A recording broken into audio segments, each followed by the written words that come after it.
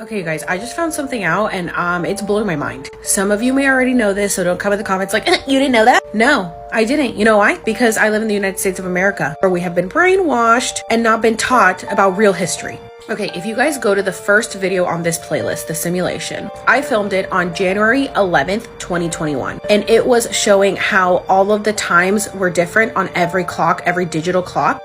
My boyfriend at the time was working. He had like 3 computers in front of him. They all said different times. His phone said a different time. He came upstairs to show me my phone said a different time. All the times were messed up. In my comments, people were like, what about analog clocks? As you can see, I have analog clocks. So I went to check those and those were off too. So I was like, there's been a weird shift in the universe because the ball also didn't drop on time at the New York ball. It was like a minute late or something. I was like, we've definitely shifted dimensions. Something's going on.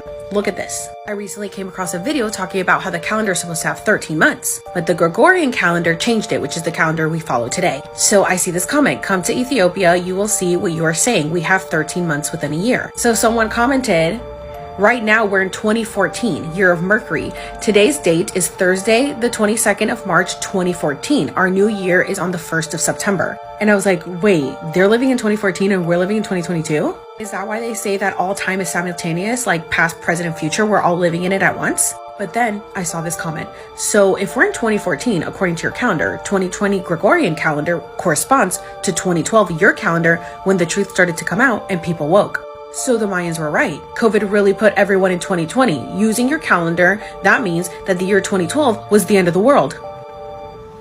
Mind blown. Okay, so of course I had to look up when our calendar started. It was in 1582. Ethiopian calendar started around AD 400.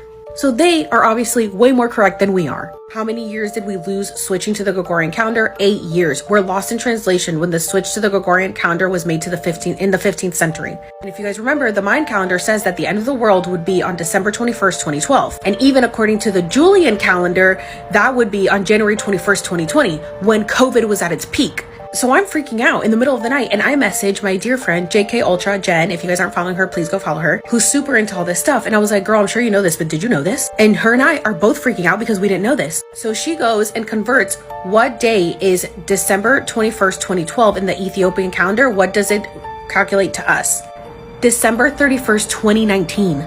So the last day of the world, according to the Mayan calendar, was on December 21st, 2012, if we had kept up with the original calendar. But because we switched it, it was December 31st, 2019. So in 2020, the new world started. So we have already shifted into a new dimension. And this is why everything is so different. This makes so much sense. Are you guys freaking out? Because I'm freaking out.